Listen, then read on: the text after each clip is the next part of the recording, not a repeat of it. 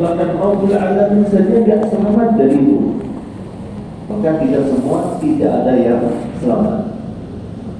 Termasuk juga Nabi kita Muhammad Sallallahu Alaihi Wasallam. Kita tahu sejarah mencatat sebelum Rasulullah SAW, sebelum Muhammad bin Abdullah diangkat menjadi Nabi, diangkat menjadi Rasul, ada satu julukan yang disematkan di atas kuda Muhammad bin Abdullah.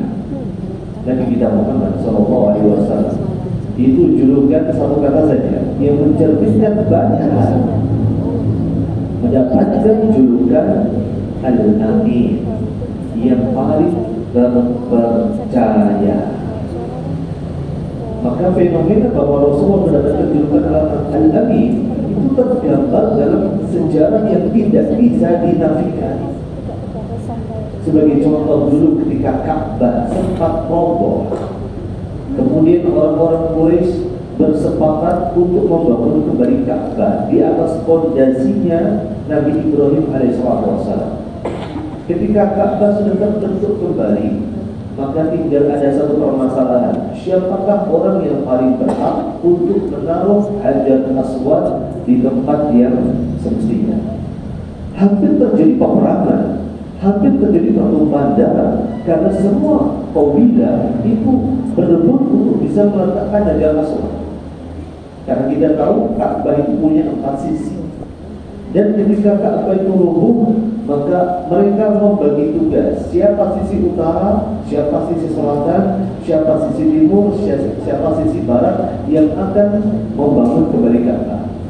Cuma masalahnya ketika akan meletakkan kembali Hajar Aswad di tempat yang semestinya, maka pada saat itu hampir terjadi peperangan, pertumpahan darah, hampir terjadi perang saudara, sampai ada di antara mereka menengahi gimana kalau yang akan meletakkan Hajar Aswad ini adalah orang yang akan pertama kali masuk ke Masjidil Haram melalui pintu ini.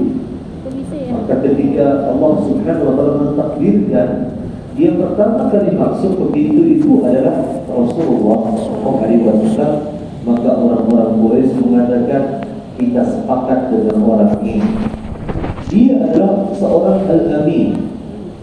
Maka Rasulullah pada saat itu ketika ditunjuk untuk meletakkan kembali Ka'bah, Rasulullah memberikan jalan tengah.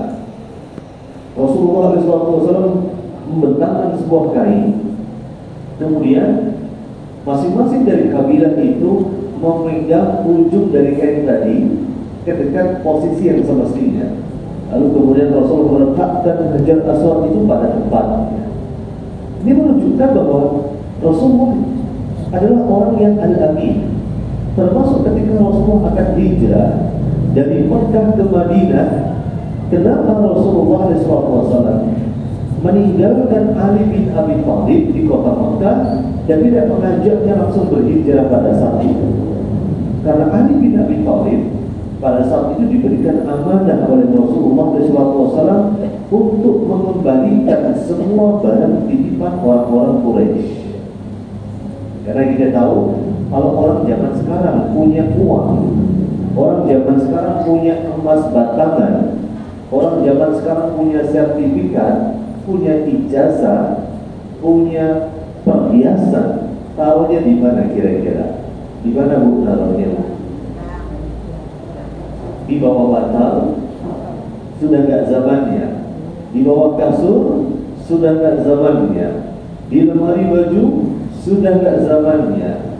Di mana yang aman kira-kira? Di bank, bukan di sekolah ini ya, tapi ditaruh di SDB, Safe Deposit Box ya. Nyewa setahun 500.000, 600, sampai 1 juta, tergantung besar kecilnya. Semua ditaruh di situ. Ya. Kalau zaman sekarang ada SDB, zaman dulu gimana? Dititipkan di tempatnya orang yang paling mereka percaya. Maka orang-orang Quraisy, mereka menitipkan harta-harta mereka, menitipkan perhiasan-perhiasan mereka di mana? Pertanyaannya, di tempatnya Muhammad bin Abdullah, Rasulullah SAW. Maka ketika Rasulullah memutuskan untuk berhijrah dengan perintah dari Allah Subhanahu wa Ta'ala, ini titipannya masih banyak, belum dibalikin. Maka Rasulullah memutuskan berhijrah dulu. Tolong, ini ada titipan, ini punya fulan, ini punya alan, ini punya hanan, ya, semua dibalikin semua. Ada fulan, ada alan, ada hanan, dan ada teman-teman ya.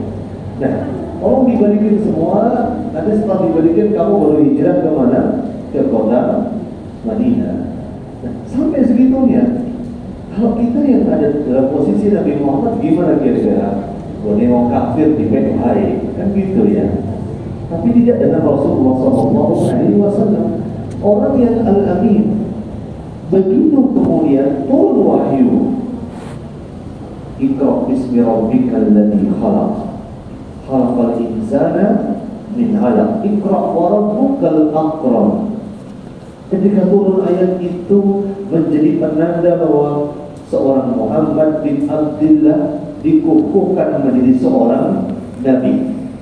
Lalu tidak lama berselang sekali turun ayat Ya ayyuhal muddatsir qum fa'anzir, yang mengukuhkan bahwa seorang Muhammad bin Abdullah menjadi seorang Rasul, mengajak orang-orang di sekitarnya untuk mentauhidkan Allah Subhanahu wa Ta'ala. Apa yang terjadi setelah itu? Bagaimana nasib seorang yang tadinya dikatakan al-amin, orang yang amin terpercaya? Apa yang terjadi?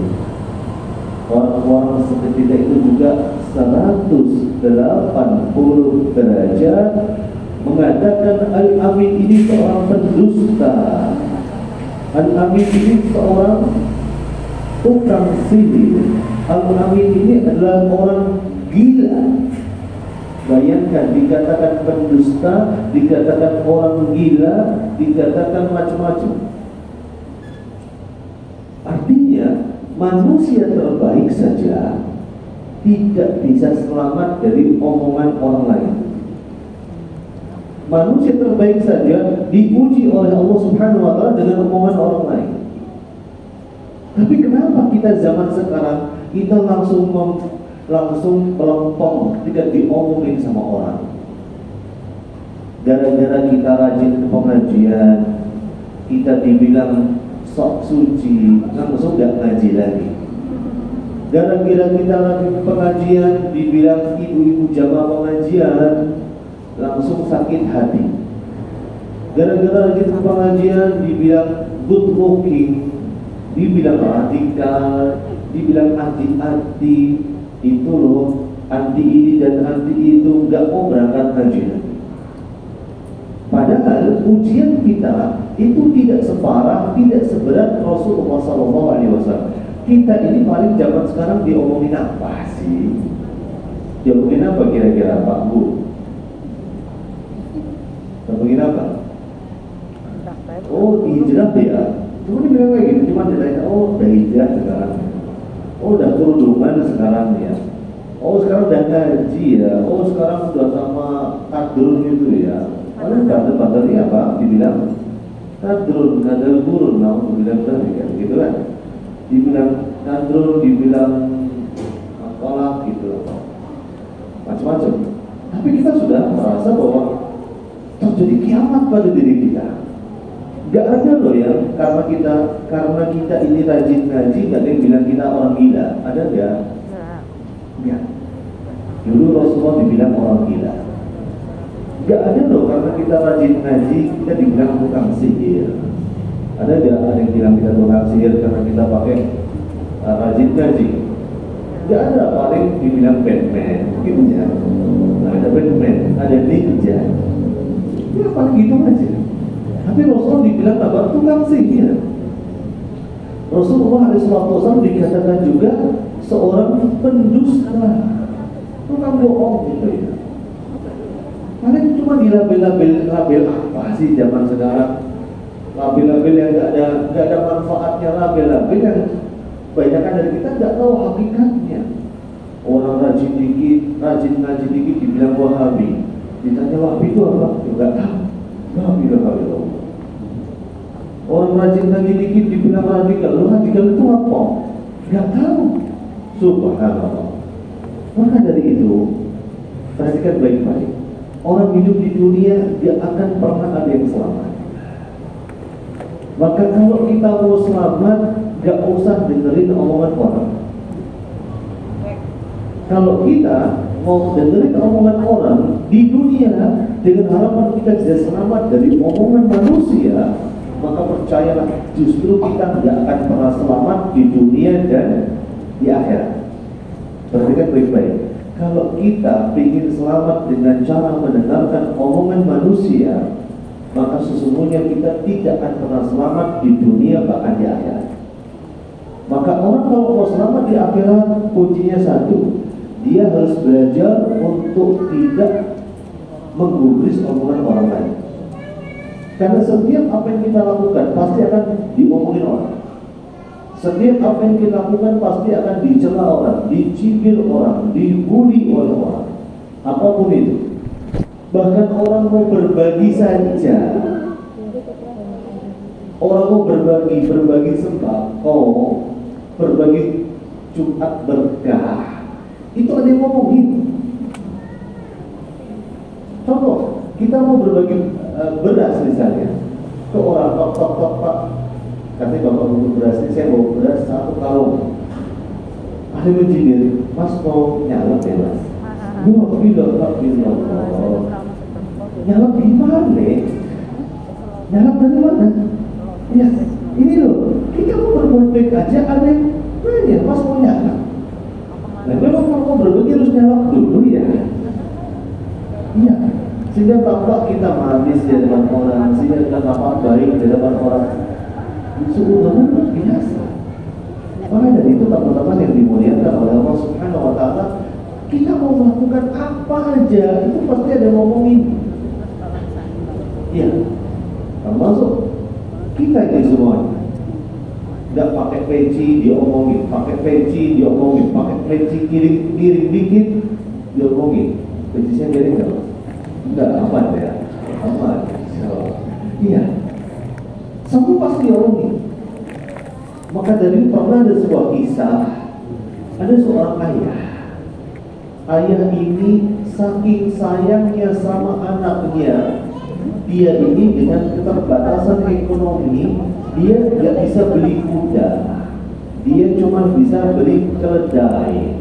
Kita tahu keledai itu badannya kecil, dia kayak kambing ketawa lebih sedikit lah gitu. Itu namanya keledai, bukan kedelai ya. Ya, keledai. Nah, kemudian suatu hari bapak ini bersama dengan anaknya kemudian meletakkan anaknya di atas keledai. Karena sebabnya kalau dua-duanya naik keledai gak tega, gak kuat keledainya. Maka kemudian bapak ini pun menuntun keledai itu dan dengan posisi anaknya ada di atas keledai. Kemudian ketika melewati pasar, orang-orang membicarakan bapak ini. Dasar bapak tidak tahu kasih sayang. Di dasar bapak, maaf, kebalik. Dasar anak tidak tahu unggah-ungguh. Itu gimana itu anak itu gak pernah dididik ya? Anaknya sopromi. Itu anaknya siapa? Loh, bisa-bisanya bapaknya suruh jalan, anaknya yang naik ke keledai. Akhirnya lalu seorang bapak gak pingin anaknya dikata-katain dengan kata-kata yang gak jelas. Gak pingin anaknya dikatakan anak itu durhaka. Kenapa? Gara-gara anaknya naik keledai, bapaknya jalan kaki. Akhirnya dilukir aja dan diteknik kalau ini nggak benar kayak gini. Ya udah, bapaknya naik keledai, anaknya jalan nuntun keledai. Masalah selesai nggak kira-kira? Nggak selesai. Netizen masih ngomongin juga. Mohon maaf, saya pakai bahasa netizen ya. Nah, sekarang netizen kita itu sangat sadis benar. Gak peduli di ustaz, gak peduli di KD, babat semuanya. Yang penting dia puas. Nah, kemudian ketika lihat yang PPK kedua, netizennya masih ngomong lagi. Ini gimana tuh bapak ini? Bapak gak punya kasih sayang sama anaknya. Kenapa sebabnya? Karena ini loh, bisa-bisanya dia naik keledai, dia biarkan anaknya jalan kaki. Ini bapak gak punya otak ini bapak. Sampai dibilang bapaknya nggak punya otak. Itu lihatlah sadisnya jadinya para netizen. Kemudian setelah itu diputuskan, ya udah Pak, kalau ini caranya dan kayaknya semua kata seperti ini ya. Daripada bikin masalah dan bapak juga nggak diomongin, aneh juga nggak diomongin. Ya udah, akhirnya mereka naik terlebih semuanya dua-duanya. Netizen kira-kira diem nggak? Tidak. Enggak. Apa kata netizen? Kasihan keluarganya. Itu keluarga itu kompak kepalanya. Kenapa? Karena itu itu nggak punya peri kehewanan. Punya hewan sekecil itu ibaratnya kambing etawa itu dinaikin bapak sama anak gitu aja. Itu gimana itu orang? Ini kalau ada aktivis pencinta hewan ini bakal dituntut nih orang ini. Karena bentuk eksploitasi pemerasan kepada hewan. Nah, akhirnya mereka berpikir, ini kok kita masih diomongin ya? Ya udahlah kalau gini dah, kita jangan barang belum maksudnya gimana? Ya udah kita ngomongin semua. Gak ada yang naik, ada yang naik, jangan semua. Kita sama-sama nonton, bapaknya di kanan, anaknya di kiri. Pertanyaannya, netizen diem nggak kira-kira? Tidak. Iya nggak netizennya? Enggak. Ngomong apa kira-kira? Itu gimana itu keluarga? Itu kena setan itu. Kenapa mubadir? Inna mubadirin kalau ikhwan syayatin. Bahwa orang yang mubadir itu adalah kena setan. Kenapa bisa? Iya. Kita punya keledai, tak dinaikin. Ibaratnya punya motor mahal-mahal. Itu cuma ditonton aja. Ini nggak punya otak tuh keluarga itu. Allah Akbar. Akhirnya mereka bingung mau ngapain. Aku kudu piye gitu. Anaknya ngomong aku kudu piye, bapaknya ngomong aku kudu piye, sampai keledainya ngomong aku kudu piye. Tidak mau piye gitu. Udah sebelah oleh. Sebenarnya nggak halal. Tapi tidak imam ahli yang mulai keledai itu nggak halal. Keledai ada dua ya, ada imam ahli, ada imam wahsy. Imam wahsy itu zebra, itu keledai. Kalau ada keledai itu boleh dimakan. Tapi kalau imam ahli keledai itu nggak boleh dimakan.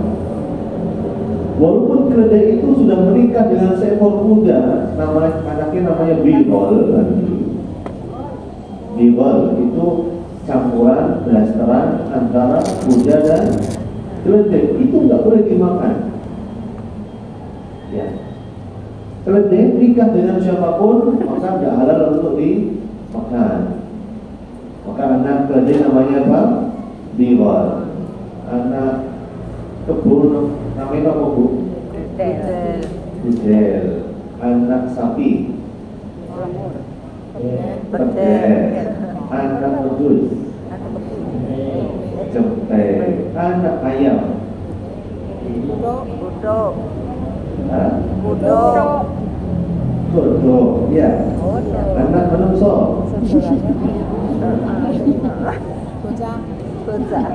Bocah. Masya Allah. Tapi masih banyak orang-orang memanggil anaknya kebo gitu ya. Kenapa? Dibangunin, tidak mau bangun dasar kebo gitu ya. Yonek kebo berarti boyo kebo gitu ya. Jadi hati-hati kalau kita manggil anak kita. Nah, perhatikan baik-baik. Gak ada yang selamat di dunia ini dari omongan manusia. Sampai Imam Syafi'i mengatakan bahwa barang siapa yang mengira bahwa dia bakal selamat dari omongan manusia, barang siapa yang dia mengira bahwa dia bakal selamat dari omongan manusia, maka dia adalah orang yang tidak waras. Ya, semua orang pasti akan ada yang diredengi. Semua orang pasti akan ada yang ngomongin. Semua orang pasti akan ada yang ngibahin. Cuman yang membedakan adalah intensitasnya dan caranya. Ada yang ngibahin dengan halus, ada yang ngibahin dengan kasar. Ngibahin dengan halus kalau orangnya misalnya udah kenal ngaji misalnya. Kan halus gibahinnya. Biasanya jeng sambil nunggu ustaznya datang nih. Jeng aku berpisah nih. Kisah apa ceng? Kisah tentang tetangga saya. Sama saya kemarin ngapelongin pasangannya, ngapelongin istrinya. Itu gibahin apa?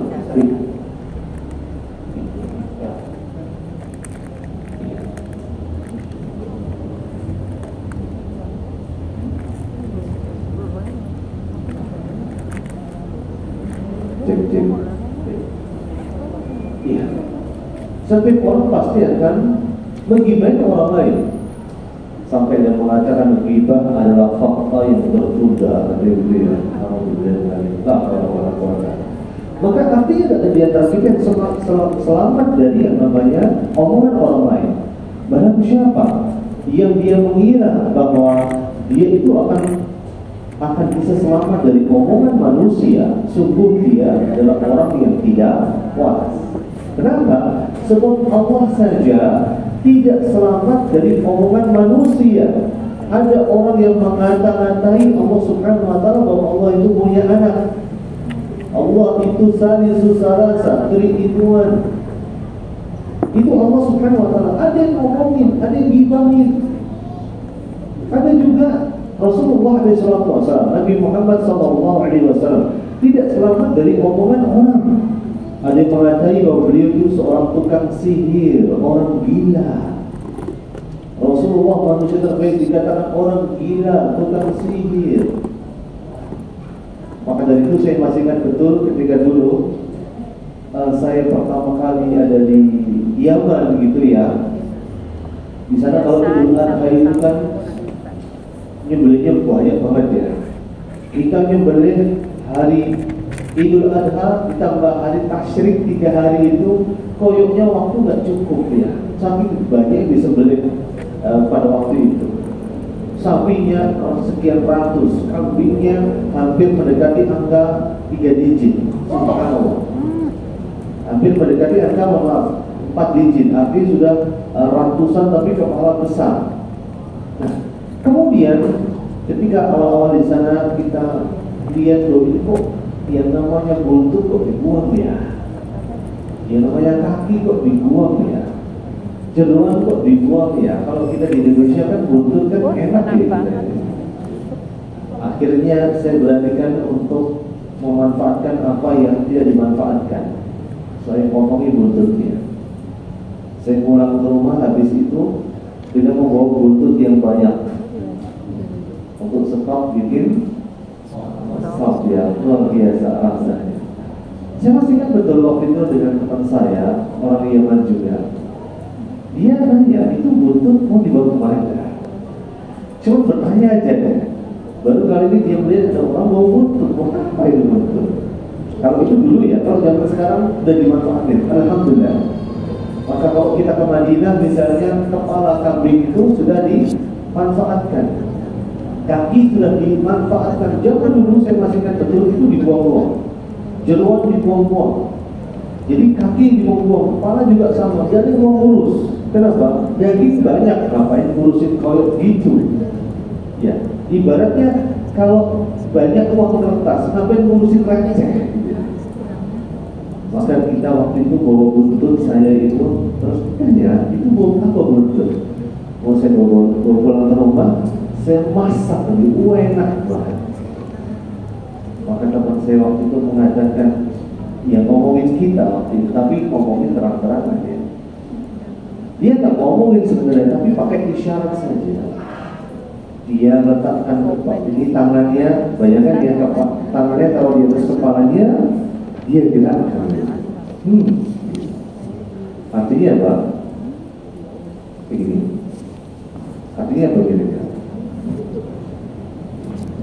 You ini punya otak, ini komplak. Begini, you punya otak ini komplak. Ini butuh dimakan. Ya itu banget. Mau ambil apapun bisa. Subhanallah. Maka dari itu kita tidak akan ada yang sama dari omongan manusia. Mungkin kita punya dalih daripada dibuang kita selamatin. Kita tempat yang ngomongin, you punya otak ini komplak. Langsung makan kayak gitu. Maka subhanallah, inilah orang hidup di dunia, tidak ada yang selamat dari omongan orang lain. Lihatlah juga sejarah para nabi, sejarah para rasul. Nabi Nuh alaihissalatu wassalam ketika diperintahkan oleh Allah Subhanahu wa taala membangun sebuah laut, membangun sebuah laut yang akan dilayarkan di atas kapal. Kembali, ya, membangun sebuah kapal yang akan dilayarkan di atas air, ya. Ya, Nabi Nuh alaihissalam membangun sebuah kapal di tengah padang pasir. Apakah Nabi Nuh alaihissalam selamat dari omongan manusia? Selamat tidak kira-kira? Tidak. Nabi Nuh alaihissalam diomongin, omongan apa kira-kira? Omongan orang gila. Sampai istrinya Nabi Nuh mengatakan, Nuh ini sudah gila. Maka dari itu di dalam Al-Quran disebutkan, وَضَرَبَallahu مَثَلًا لِلَّذِينَ كَفَرُوا امْرَأَتَ لُوطٍ وَامْرَأَتَ نُوحٍ. Dan permisalan wanita-wanita yang kafir adalah diantaranya istrinya Nuh dan istrinya Nabi Lut alaihissalatu wassalam. Kenapa? Dikatakan faqadatahuma, bahwa mereka ini kanata tahta 'abdaini min ibadina shalihaini. Istri Nabi Nuh dan istri Nabi Lut berada di bawah pengasuhan atau di bawah dari perwalian dari hamba kami yang saleh. Suaminya saleh, suami seorang nabi. Faqadatahuma, tetapi mereka berdua itu berkhianat. Dan dalam bahasa Arab kalau dikatakan seorang wanita itu berkhianat, artinya wanita itu selingkuh atau punya pil itu apa bu? Pria idaman lain. Tetapi para ulama sepakat, termasuk di antara Ibnu Abbas, mereka bukan selingkuh. Yang dimaksud dengan faqadatahuma, mereka berkhianat, itu bukan zina. Tetapi yang dimaksud adalah di antaranya istrinya Nabi Nuh alaihissalam menjelek-jelekkan suaminya, ikut mengatakan suaminya gila. Padahal yang namanya istri itu haruslah bisa membela suaminya. Haruslah namanya istri itu menutupi aib suaminya. Hunna libasul lakum wa antum libasul lahunna.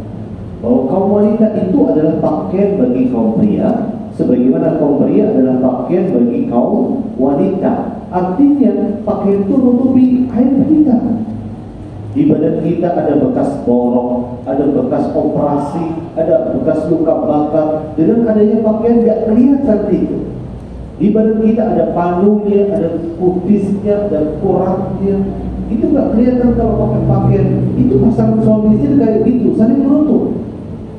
Jangan sampai seorang istri itu membuka aib suaminya sendiri di hadapan teman-temannya. Betapa banyak wanita zaman sekarang yang dikatakan berkhianat kepada suaminya. Kenapa? Karena membuka borok, membuka aib suaminya di hadapan orang lain. Hati-hati. Sepelit apapun suami seorang wanita, tidak boleh kepelitan itu sampai terdengar di hadapan orang lain. Segala apapun suami seorang wanita, sesadis apapun suami seorang wanita, tidak boleh yang namanya kelemahan seorang suami itu dijadikan bahan obrolan oleh seorang istri. Kenapa? Ini salah satu bentuk khianat. Maka dari itu betapa banyak wanita zaman sekarang yang dengan mudahnya, entengnya ngomongin siapa? Suaminya. Bahkan ngomonginnya bukan di dunia nyata, di dunia maya. Orang sak jagat tahu semua. Update status Nur piye yo carane. Dan biasanya kan gitu kan. Mak tuh. Nur piye yo carane. Iki bojo iki nek turun ora. Wah, langsung tuh pada komentar, ting, ada yang positif. Alhamdulillah, jangan kalau masih ngorok berarti masih ada. Kalau udah nggak ngorok lagi, nggak kedengeran ngoroknya, berarti sudah innalillahi wa inna ilaihi raji'un. Itu yang ekstrem kanan. Ada yang ekstrem kiri, ya wis ganti wae. Wis ajak lah, iki boleh ngorok kayak gini caranya. Nah, betapa banyak di antara kita atau kaum wanita itu yang dengan mudah membarkai pasangannya. Di awal bulan, di tanggal berapa? Tanggal 2 ya? Oh iya. Suaminya tanggal 1 gajian, tanggal 2 dikasih uang belanja. Dikasih uang belanja untuk 30 hari cuma 1 juta. Dipoto lah uang ini bak cekret biru begini. Uang belanja sampai ini cukup orang dia. Nah itu dia. Betapa banyak di antara kita lihatlah. Kita ini ngomongin orang lain, terutama ngomongin pasangan kita, ngomongin pasangan orang-orang yang kita cinta, bahkan ada yang ngomongin orang tuanya, ngomongin aib orang tua. Maka dari itulah sekali lagi tidak ada di antara kita yang salah. Nabi Nuh alaihissalam saja itu diomongin sama orang, termasuk diomongin sama istrinya. Nabi Lut alaihissalam juga sama, diomongin sama orang dan diomongin sama istrinya, rahasia dibocorin. Ini loh suami saya lagi kedatangan tamu yang ganteng banget, ya, yang ganteng sekali. Maka kemudian ketika dibocorin berita itu, maka kaumnya Nabi Lut datang ke rumahnya Nabi Lut dan meminta agar Nabi Lut menyerahkan tamu-tamunya. Yang tidak bukan tamu ini adalah malaikat yang menjelma menjadi pemuda yang sangat ganteng sekali. Maka lihatlah bahwa para nabi pun tidak akan bisa lepas dari omongan manusia. Bagaimana juga dulu Nabi Ibrahim alaihissalam. Ya, Nabi Ibrahim alaihissalam juga diomongin sama orang-orang. Gimana tuh anak nggak bisa berbakti sama orang tuanya. Bapaknya tukang bikin patung, anaknya malah melakukan sesuatu yang bertentangan dengan kelakuan bapaknya. Begitu juga banyak nabi-nabi yang kita dapatkan tidak pernah lepas dari omongan orang lain. Nabi Isa alaihissalam dikatakan bahwa Isa adalah anaknya Allah Subhanahu wa Ta'ala. Yang lebih ekstrim lagi, Nabi Isa oleh orang Yahudi dikatakan anak hasil zina. Bayangkan, anak hasil zina. Orang Yahudi mengatakan Isa adalah anak hasil zina. Namun Nabi Musa alaihissalam juga sama, diomongin sama Fir'aun. Kita tahu Nabi Musa sebelum melarikan diri ke Madian, Nabi Musa sempat membantu seorang dari kaumnya, dari Bani Israel yang sedang berkelahi dengan kaumnya Fir'aun dari suku Qibti. Maka Nabi Musa kemudian memukul orang tadi dan langsung mati, langsung KO. Maka Nabi Musa akhirnya melarikan diri dari kejaran Fir'aun sampai di negeri Madian, akhirnya meninggal 10 tahun tinggal di negeri Madian. Kemudian Nabi Musa kemudian balik lagi ke mana? Ke Mesir untuk berdakwah kepada Fir'aun atas perintah Allah Subhanahu wa Ta'ala. Maka kemudian Nabi Musa ketika berdakwah di depan Fir'aun mulai mengungkit kembali kesalahan Musa. Wa fa'alta fa'lataka allati fa'alta wa kunta minal kafirin. Wahai Musa, kamu Musa, jangan kamu merasa paling suci, jangan kamu merasa paling benar. Ingat gak 10 tahun yang lalu? Wa fa'alta fa'lataka allati fa'alta wa kunta minal kafirin. Engkau membunuh manusia, engkau membunuh seorang pria, dan engkau termasuk orang yang kufur. Lihatlah, Nabi Musa saja tidak lepas dari omongan manusia. Pertanyaannya, gimana kita coba? Jadi siapa kira-kira? Kita bukan Nabi, kita bukan Rasul, kita juga bukan Tuhan. Tuhan saja masih diomongin, Nabi saja masih diomongin, Rasul juga masih diomongin. Maka tugas kita hidup di dunia ini adalah tetap di atas pendirian kita. Apapun omongan orang, seberapa pedesnya omongan orang, seberapa nyelekitnya omongan orang, seberapa sadisnya omongan orang, betapa banyak di antara kita yang gagal hijrah, gak jadi hijrah gara-gara dengerin omongan orang, takut diomongin sama orang, takut pakai kerudung. Kenapa? Karena takut diomongin sama orang. Takut ngaji, takut diomongin sama orang. Takut berdakwah. Kenapa? Takut diomongin sama orang. Takut diomongin, aku tahu dulu masa lalunya kayak apa, dia sekarang sok suci, ngajak orang untuk berbuat kebaikan, padahal dia sebenarnya dulu kayak gini dan kayak gini. Kalau kita hidup di dunia masih takut kepada manusia dan masih mencari keridhaan manusia, maka sungguh keridhaan manusia tidak akan pernah ada ujungnya. Keridhaan manusia tidak akan pernah ada akhirnya. Keridhaan manusia tidak akan pernah bisa kita beli. Ya, tidak akan pernah bisa kita beli. Maka orang hidup di dunia itu tidak akan ada yang pernah dari omongan manusia. Maka orang hidup di dunia itu cuma punya satu pilihan, yaitu untuk mencari keridhaan Allah Subhanahu wa Ta'ala. Apapun omongan manusia gak peduli. Saya yakin ini benar, saya yakin ini sahih, saya yakin ini jalan kebaikan, maka saya akan lakukan. Itu seorang muslim harus kayak gitu. Dia gak peduli mau diomongin atau enggak, mau sendirian atau enggak, gak peduli. Maka betapa banyak di antara kita yang tidak jadi melakukan kebaikan gara-gara omongan orang. Betapa banyak di antara kita tidak jadi melakukan kebaikan gara-gara merasa sendirian, gak mau koncolnya. Gitu kan? Ya, gak ada kancang. Maka ini peran kita untuk meluruskan hati kita. Jangan sampai kita meninggalkan sesuatu atau melakukan sesuatu karena manusia. Jangan sampai kita itu meninggalkan sesuatu atau melakukan sesuatu karena mengharapkan omongan orang lain. Betapa banyak di antara kita berangkat pengajian karena gak enak sama temannya. Aku naik orang langkat gak enak. Ojo dewe masalah panitia nih. Nah ini masalah. Loh, pada ketawa.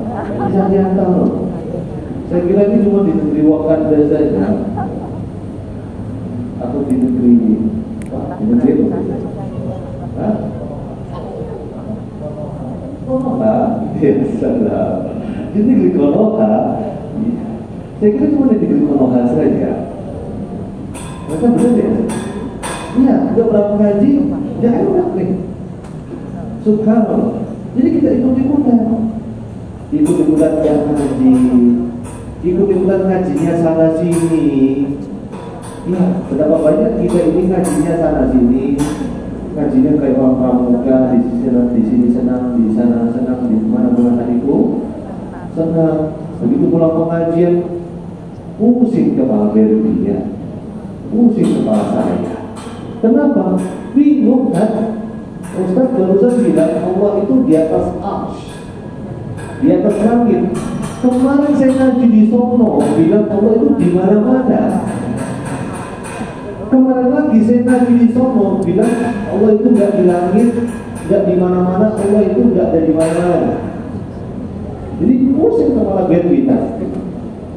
Nah inilah kalau kita ini ngaji saja sampai apa? Nurutin apa kata orang.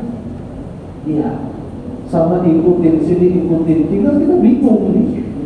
Bingung mau megang yang mana. Maka dari itu saat kita sudah mendapatkan hidayah, pegang erat hidayah tadi. Saat kita sudah mendapatkan kejelasan bahwa ini adalah jalan yang benar, ini adalah jalan yang lurus, jangan lagi pedulikan omongan manusia. Karena omongan manusia diibaratkan sebagaimana sebuah lautan yang tidak bertepi, kita akan tenggelam. Kita sedang berenang di lautan yang tidak bertepi. Bayangkan ya, ada orang berenang dan dia sadar bahwa dia berenang di lautan yang tidak bertepi, mati nggak kira-kira dia? Dia mau renang ke arah mana coba? Dia akan terus berenang, menggerakkan kakinya, menggerakkan tangannya, dan suatu saat dia akan tenggelam dan binasa. Kenapa? Karena dia mengejar sesuatu yang tidak bertepi. Beda kalau kita mengejar keriduan Allah Subhanahu wa Ta'ala. Beda kalau kita mengejar keriduan Rasulullah SAW. Ada batasnya enggak? Ada. Ada ujungnya enggak? Ada. Maka kejarlah sesuatu yang pasti-pasti saja. Mengejar keriduan Allah, mengejar kecintaan Allah Subhanahu wa Ta'ala, mengejar kecintaan Rasulullah SAW. Maka dari itu, inilah tema kita hari ini. Tidak akan ada yang selamat. Ya, manusia tidak akan ada yang selamat dari omongan manusia yang lain. Maka tugas kita adalah terus beristiqomah, terus untuk berada di atas jalan kebenaran, terus untuk menjalankan ketaatan, terus untuk menjalankan ketakwaan.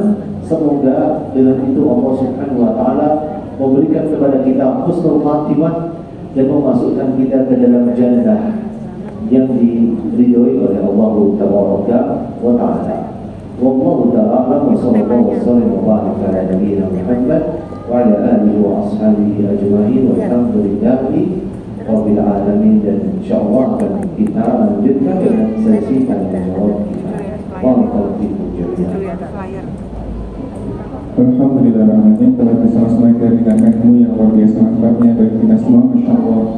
Sebuah peringatan yang besar untuk kita semua, bisa kembali meluruskan niat kita dalam belajar, dalam kita berhijrah, dalam kita mencoba untuk menuntut ilmu, agar supaya kita tetap teguh dalam menjalankan ketaatan ini, dan semoga kita tidak mudah terpengaruh oleh omongan diri dari orang-orang di sekitar kita.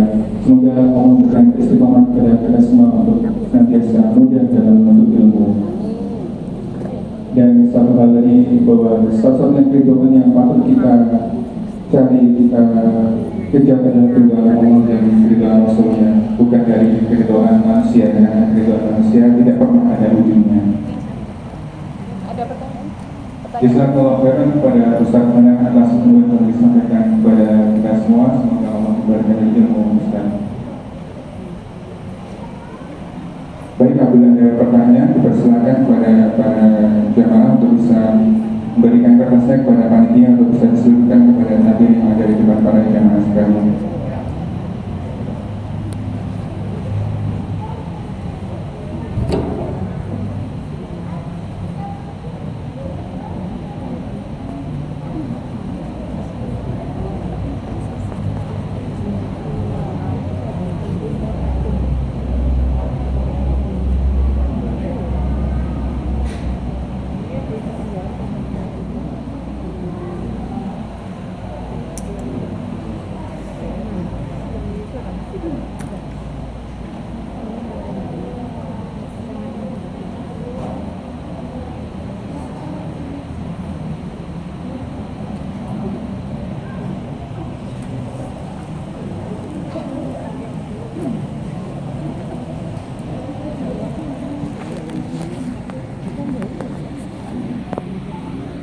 Terus sudah ada pertanyaan yang masuk, Ustaz.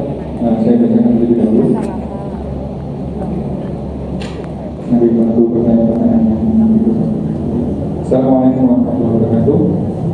Semoga Allah hadiahkan surga dengan ilmu yang sudah disampaikan Ustaz kepada kami. Di sini bertanya Ustaz, bagaimana kita belajar tidak ingin menggubris omongan orang lain karena sering tidak enakan.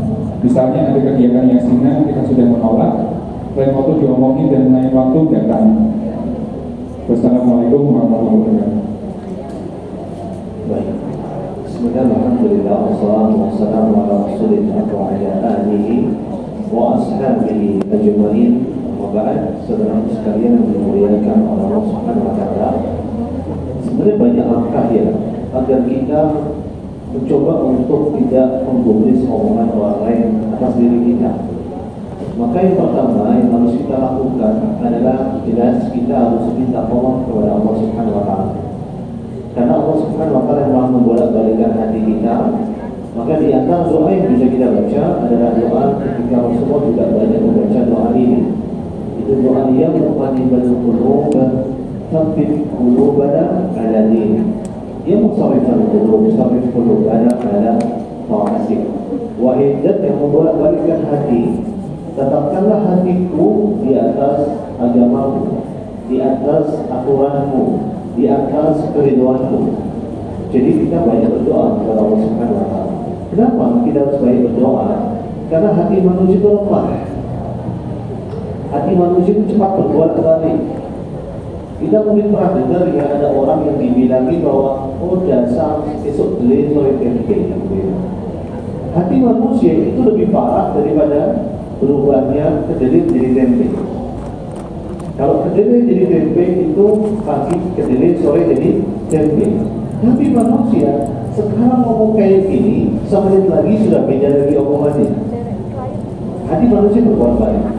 Maka minta sama Allah, minta diberikan kekuatan, ketetapan, diberikan kemudahan, istiqomah. Kemudian yang kedua, minta diberikan petunjuk oleh Allah Subhanahu wa Ta'ala, petunjuk yang sempurna. Kajian akad Ustaz dan Yasir itu. Berikan petunjuk kepada aku mana yang benar supaya aku bisa mengamalkannya. Nah, ini yang kedua. Yang ketiga, belajar untuk mengatakan tidak. Sebenarnya gampang untuk mengatakan tidak. Cukup kita mengatakan ketika dapat undangan konsewu kita ini saya meyakini sesuatu yang berbeda. Artinya saya meyakini bahwa ini sebenarnya tidak seharusnya. Maka mohon maaf kalau mendoakan saya pasti akan senantiasa mendoakan. Tapi kalau untuk hadir saya belum bisa. Ya. Sampaikan itu lebih enak ya. Lebih enak ngomong di depan, baiknya di depan, lebih baik ribut di depan daripada ribut di belakang. Tapi kultur kita, budaya kita kebalikannya, sukanya ribut di belakang. Yang penting di depan nyaman-nyaman aja, kalau ribut di belakang. Jadi lebih baik ribut di depan daripada ribut di belakang. Jadi kita harus belajar tentunya. Belajar untuk mengetahui bahwa apa yang kita yakini ini benar. Belajar untuk mengetahui bahwa apa yang kita yakini ini ada hujahnya. Baru setelah itu kita belajar untuk menyampaikan. Allah.